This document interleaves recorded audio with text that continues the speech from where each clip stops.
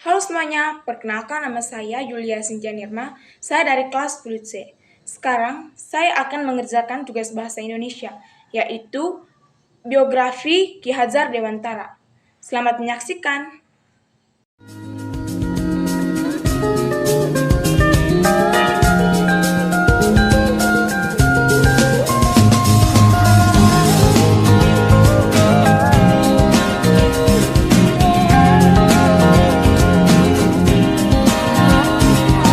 Jadi sekarang saya akan membacakan sinopsis singkat dari biografi Ki Hajar Dewantara.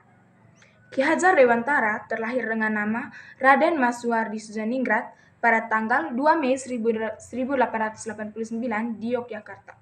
Ki Hajar Dewantara adalah tokoh perintis pendidikan bagi kaum pribumi di Indonesia, tokoh pendiri Taman Siswa, sekaligus tokoh yang dikenal dengan seorang penulis dan pemikir di bidang pendidikan.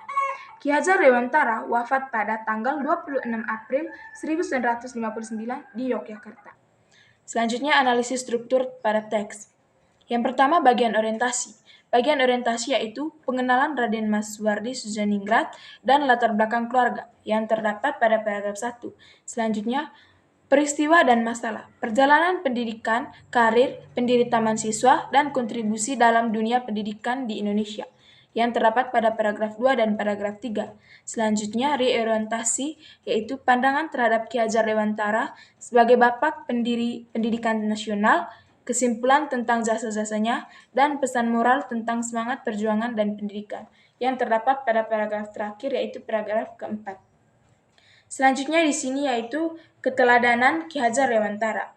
Ki Hajar Dewantara sangat relevan bagi generasi muda di Indonesia. Semangat perjuangan, cinta terhadap pendidikan, dan kepemimpinannya yang menginspirasi dapat menjadi contoh yang baik dalam membangun bangsa. Berikutnya, ide pokok dan ide penjelas yang terdapat dalam teks. Yang pertama, ide pokok. Ki Hajar Dewantara adalah tokoh pelopor pendidikan bagi kaum pribumi di Indonesia. Ide penjelas, Ki Hajar Dewantara berasal dari keluarga bangsawan. Ia mengawali pendidikannya di ELS dan kemudian melanjutkan ke Stovia. Pendiri Taman Siswa adalah bukti konkret dari perjuangan beliau. Filosofi Ing Ngarso Sungculodo, Ing Madio Mangunkarso, dan Tuturi Handayani, yang berarti di depan memberi contoh, di tengah memberi semangat, dan dari belakang memberi dukungan. Adalah contoh pemikiran beliau yang sangat berpengaruh. Gelar pahlawan nasional dan penempatan tanggal lahirnya sebagai Hari Pendidikan Nasional adalah bukti pengakuan atas jasa-jasanya. Yang terakhir, kata serapan yang terdapat dalam teks. Yang pertama yaitu kata nasional, yang berasal dari bahasa Latin yaitu nasionalis.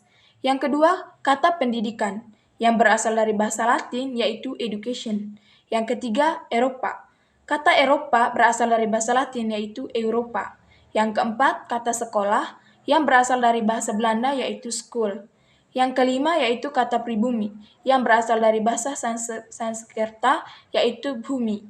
Yang keenam yaitu kata kolonial, yang berasal dari bahasa Latin yaitu colonus. Dan yang terakhir kata inspiratif, yang berasal dari bahasa Inggris yaitu inspiring. Sekian biografi dari Ki Hajar Dewantara, semoga bermanfaat.